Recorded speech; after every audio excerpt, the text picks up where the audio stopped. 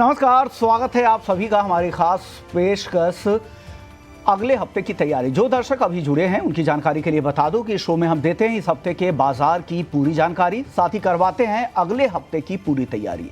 साथ ही शो में हमारे साथ जुड़ते हैं दिग्गज एक्सपर्ट्स जो आपको देते हैं भरोसेमंद और बिल्कुल सटीक सलाह कि आपको अगले हफ्ते किस तरह से तैयार रहना है, किस तरह का एक्शन पूरे बाजार में रहेगा और कहां पर आपके लिए मौके होंगे। और अगले हफ्ते की तैयारी कराने के लिए आज हमारे साथ दो मेहमान हैं। जियोजीत फाइनेंशियल्स के गौरांग शाह हैं और यस सिक्योरिटीज़ के लक्ष्मीकांत शुक्ला हैं। अब दोनों मेहमानों का बहुत बहुत शुक्रिया।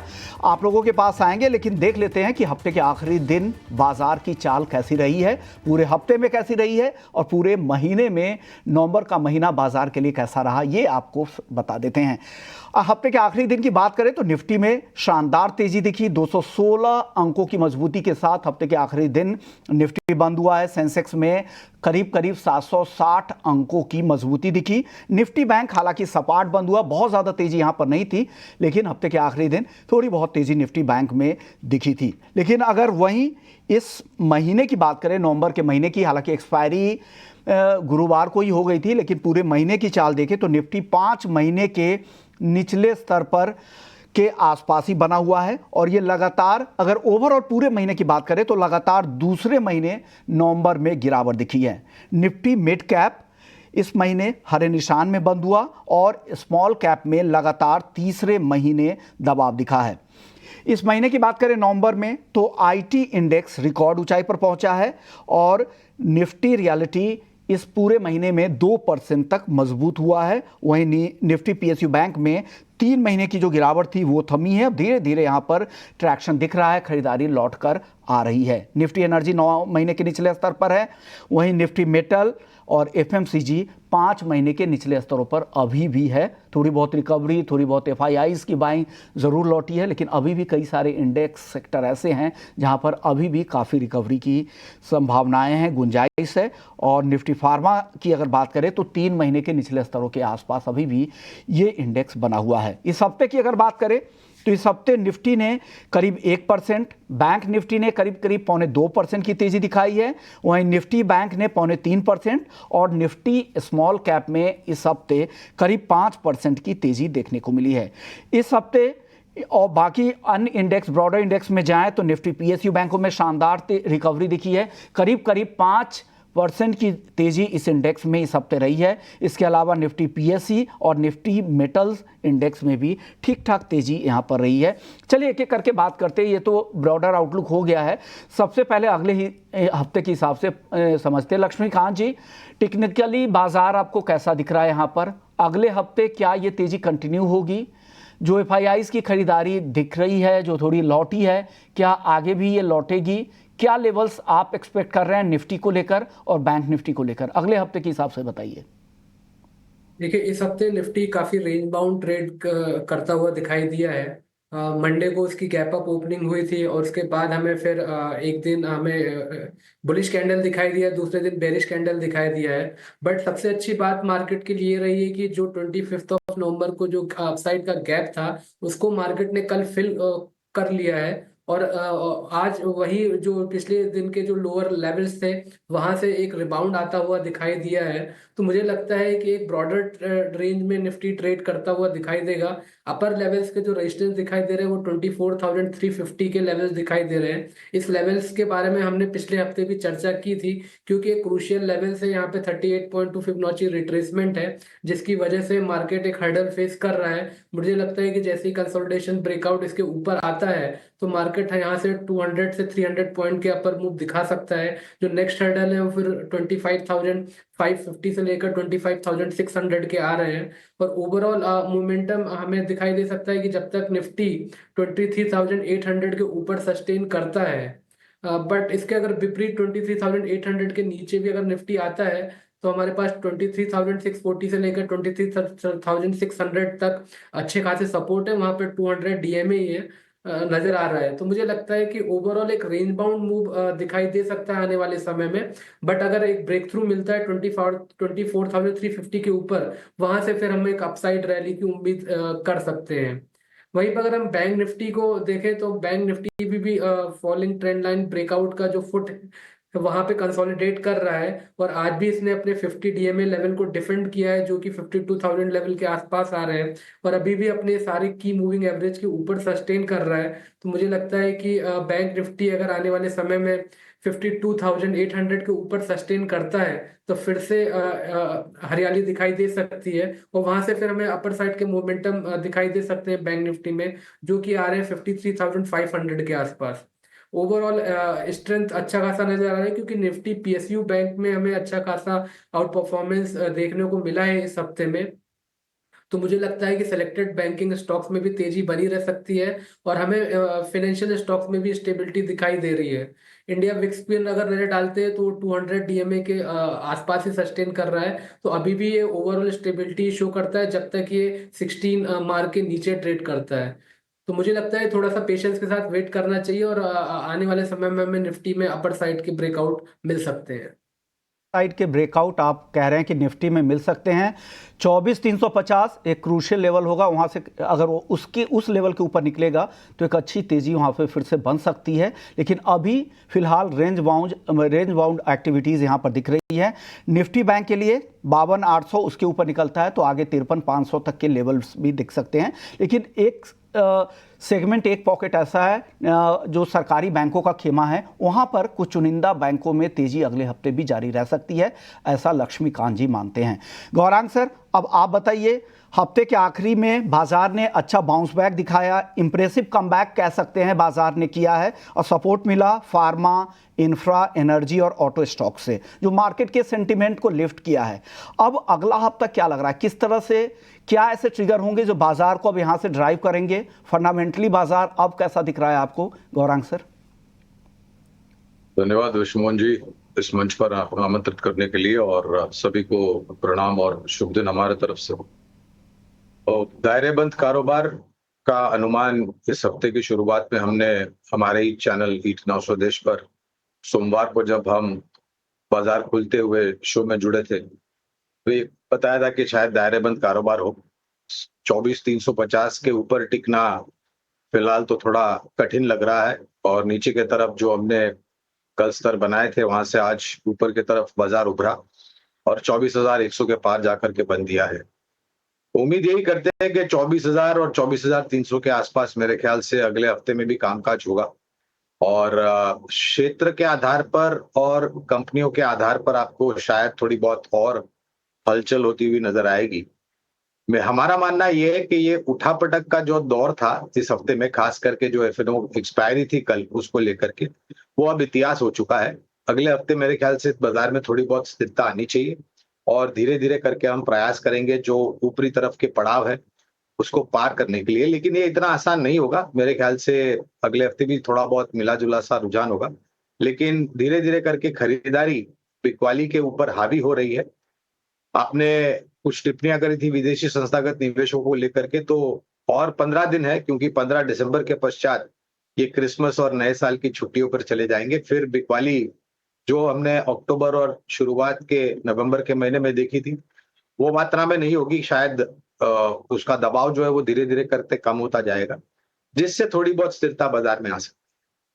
तो लेकिन अभी भी काफ़ी कुछ डेटा आगे कैसे आते हैं ये देखना है, और अब छुट्टियों का सीजन भी जल्दी शुरू होने वाला है, तो ये भी आप ध्यान रखिएगा। तो 15 दिन अहम होगा, और फिर अगला 15 दिन अलग चाल बाजार में होगा, जहां पर दायरे में कारोबार होता है, थिन वॉल्यूम के साथ कारोबार यहां पर होता है। चलिए अब एक एक सेक्टर को लेकर और कुछ शेयर्स उसमें निकालने की कोशिश करते हैं। गौरांग सर, आप बताइए, सरकारी बैंकों की बातचीत कर रहे थे, जैसा लक्ष्मीकांत जी भी कह रहे थे, आपको यहां से कुछ पसंद आ रहा है, लग रहा है जो आगे यहां पर अभी भी मौके हैं वैल्यूएशन के लिहाज से भी, जहां मौके दिख रहे हैं आपको, और आगे तेजी बन सकती है यहाँ?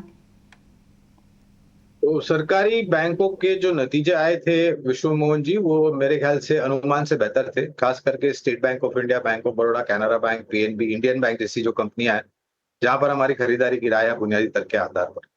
और हमें ऐसा लग रहा है कि, और ये जो बाजार में करेक्शन आया था अक्टूबर के महीने में, उसके पहले अगर आपको याद होगा, विदेशी संस्थागत निवेशकों की तरफ से सरकारी कंपनियां और सरकारी बैंक पर एक बिकवाली की रिपोर्ट आई थी।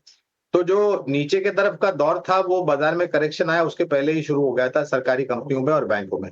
अब नतीजे आने के बाद मेरे ख्याल से रुझान धीरे धीरे करके बेहतर होने की संभावना है।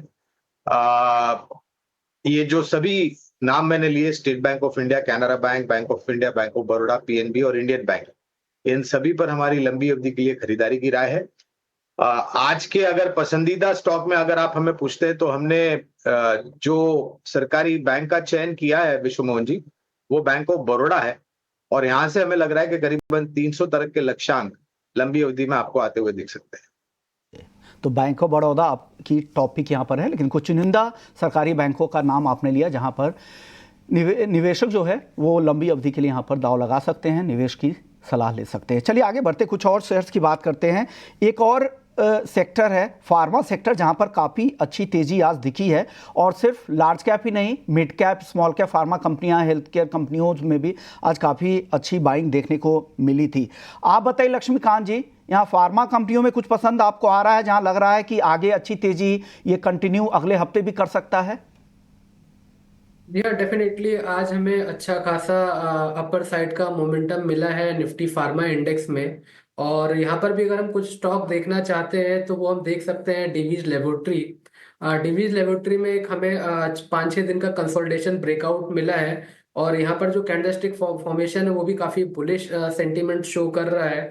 आज ही इसने अपने अपर साइड के जो की मूविंग एवरेजेस हैं उनको रिक्लेम किया है, तो मुझे लगता है कि यहाँ से 5 to 6% के अपसाइड मूव देखे जा सकते हैं डिवीज लेबोरेटरी में।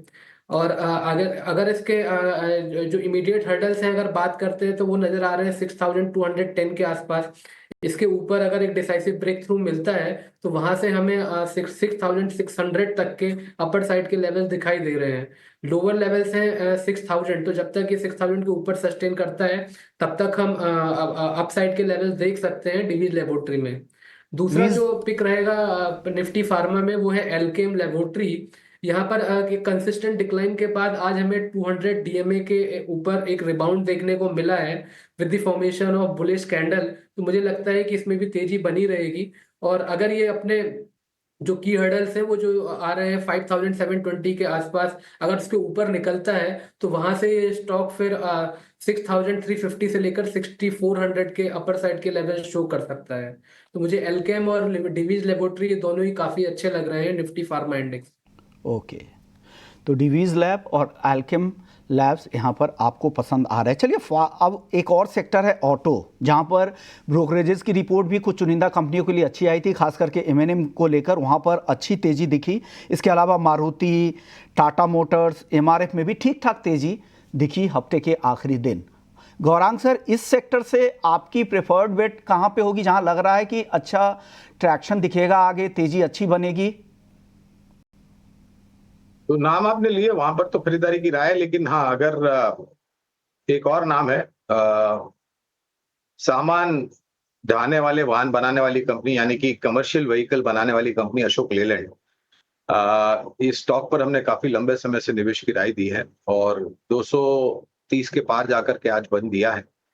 विश्वमोहन जी, हमें लग रहा है कि ये स्टॉक धीरे धीरे करके नतीजों के आधार पर जो हम आकलन करते हैं, अनुमानित लक्ष्यांक अगर आप हमें पूछते हैं तो 280 तक के बहुत ही साधारण लक्ष्यांक मैं आपको बता रहा हूँ और हमें पूरा विश्वास है कि आने वाले नतीजे जो आएंगे और जिस प्रकार की R&D और लॉन्चेस अशोक लेलैंड ने लाइनअप कर रखी है उसके आधार पर ये शायद और ऊपर जा सकता है, लेकिन 280 तक तो हमें लग रहा है कि ज्यादा कठिनाई नहीं होगी अशोक लेलैंड को पहुंचने के लिए। ये मैं बुनियादी तर्क के आधार पर लंबी अवधि के लिए बात करूँ है, ये 280 रुपए तो आसानी से ये शेयर जा सकता है, ऐसा गौरांग सर मानते हैं, और बाकी और भी इससे ऊपर जाने की भी संभावना तो है ही। 280 तो मिनिमम जाने की इनको उम्मीद है। चलिए कुछ और शेयर्स की बात करें। भारती एयरटेल, जहां पर ब्रोकरेज रिपोर्ट भी अच्छी थी, आईसीआईसीआई सिक्योरिटीज़ की एक रिपोर्ट आई थी जहां पर इनको काफ़ी यहां से करीब करीब 18% का अपसाइड दिख रहा है। भारती एयरटेल पर लक्ष्मीकांत जी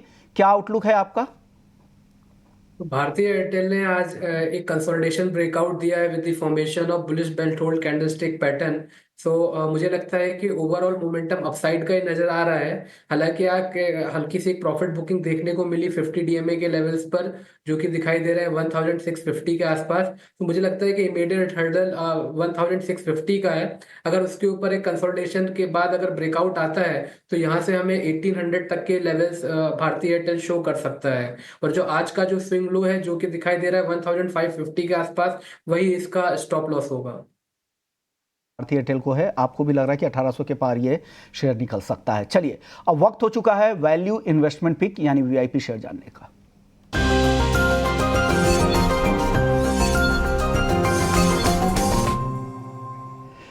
तो चलिए वैल्यू इन्वेस्टमेंट पिक की शुरुआत करते हैं गौरांग सर के साथ। गौरांग सर, आपने ऑलरेडी इन्वेस्टर को एक पिक दे दिया है, अशोक लेलैंड। क्या और भी कोई एक नया पिक है क्या? तो हमने बैंक ऑफ बड़ौदा का भी बात की, हमने अशोक लेलैंड की भी बात की। इसके अलावा और ये हमने 2 वैल्यू पिक के रूप में दिए थे, लेकिन हाँ, आपने महिंद्रा एंड महिंद्रा की बात की और टाटा मोटर्स का जिक्र भी किया आपने। हमें लग रहा है कि एमएलएम शायद 3600-3800 के पास अनुमानित जा सकता है आने वाले समय में। मैं लंबी अवधि की बात कर रहा हूँ। और जो स्तर से गिरावट शुरू हुई थी टाटा मोटर्स की, करीबन 1100 के पार जाकर गया था और फिर निरंतर नीचे की तरफ के दायरे देखे, तो 1100 के आसपास के लक्ष्यांक टाटा मोटर्स पर है। Tata Motors, bank of Baroda और साथ ही आपकी तरफ से अशोक लेलैंड 280 के टारगेट के लिए तो आपने दिया ही था। आप बताइए लक्ष्मीकांत जी, आपको क्या पसंद है और आप क्या निवेशक जो थोड़ा सा लंबा नजरिया रखते हैं उनके बारे में आप बताइए कि उनके लिए क्या टॉपिक आप लेकर आए हैं? देखिए, मेरे पास 2 रिकमेंडेशन है, बट ये दोनों ही स्विंग ट्रेड के हिसाब से हैं। तो अराउंड इनकी जो अवधि होगी वो रहेगी 15 to 20 डेज के आसपास। तो जो पहला पिक है वो है जाइडस लाइफ, क्योंकि आज हमने देखा है कि निफ्टी फार्मा में अच्छी खासी तेजी दिखाई दी है और इस स्टॉक ने भी कंसिस्टेंट डिक्लाइन के बाद पिछले कई दिनों से इस स्टॉक में स्टेबिलिटी आती हुई दिखाई दे रही है। और इस स्टॉक ने एक शॉर्ट टर्म बॉटम फॉर्मेशन बनाया है डेली के चार्ट्स पे। आज यहाँ पर एक फॉलिंग ट्रेंड लाइन का ब्रेकआउट भी आता हुआ दिख रहा है with the formation of bullish belt hold candlestick pattern. Indicator oscillator भी पॉजिटिव सेंटीमेंट शो कर रहे हैं। तो हमें अराउंड इसको बाय करके चलना है around the levels of 964 to 966 के आसपास। और इसमें जो हमारे जो अपर साइड के जो टारगेट आ रहे हैं वो आ रहे हैं 1005 के, और हमें इसमें स्टॉप लॉस मेंटेन करना है 945 का। दूसरा जो पिक मैं रिकमेंड करना चाहूंगा वो है इंजीनियर्स इंडिया। 2 से 3 दिनों पहले ही यहाँ पर हमें एक डबल बॉटम का ब्रेकआउट दिखाई दिया था इंजीनियर्स इंडिया में, और अच्छा खासा पुल बैक भी था डेली के चार्ट्स पर। और पिछले 2 दिनों से ये स्टॉक अपने डबल बॉटम के नेकलाइन के ऊपर ही ट्रेड कर रहा है। तो एक इसमें एक ब्रेकआउट एक्सपेक्टेड है 205 के लेवल, उसी के ऊपर हमें बाय करना है। अगर ये स्टॉक 205 के ऊपर निकलता है तब वहां से एक अपर साइड की रैली दिखाई दे सकती है टुवर्ड आवर टारगेट ऑफ 220। तो हमारा जो टारगेट रहेगा वो 220 का रहेगा अगर 205 के ऊपर ब्रेक थ्रू मिलता है। इसमें जो हमें स्टॉप लॉस मेंटेन करना है वो रखना है 197 का। शुक्रिया लक्ष्मीकांत जी, आपने 2 टॉपिक आपने दिए और गौरांग सर ने भी आज काफ़ी सारे स्टॉक आइडियाज़ दे दिए हमारे निवेशकों के लिए। हालांकि लक्ष्मीकांत जी के जो कॉल्स थे वो पोजिशनल कॉल्स थे और प्योरली इन्वेस्टमेंट पिक फंडामेंटल्स के आधार पर गौरांग सर ने ये कॉल्स दिए। जाते जाते गौरांग सर कोई डिस्क्लेमर देना चाहेंगे? विश्वमोहन जी, जो भी राय हमने आपके चैनल पर सभी के सामने और आपके समक्ष रखी है, वहां पर हमारा कोई निजी निवेश नहीं है, लेकिन हम इसी प्रकार से राय हमारे क्लाइंट्स को देते हैं। बहुत बहुत धन्यवाद। लक्ष्मीकांत जी, आप कोई डिस्क्लेमर देना चाहेंगे? मैंने भी जो स्टॉक्स यहाँ पे रेकमेंड किया है और उनके बारे में जो भी चर्चाएं की हैं उसमें मेरा कोई निजी निवेश नहीं है, हालांकि मेरे ऑर्गेनाइजेशन और क्लाइंट का निवेश हो सकता है। ओके, शुक्रिया आप दोनों मेहमानों का, आप लोगों ने वक्त निकाला और हमारे दर्शकों को अगले हफ्ते क्या करना चाहिए पूरा गाइड कर दिया। तो इस खास पेशकश को यहीं समेटते हैं, लेकिन बाकी खबरों के लिए आप बने रहिए हमारे साथ।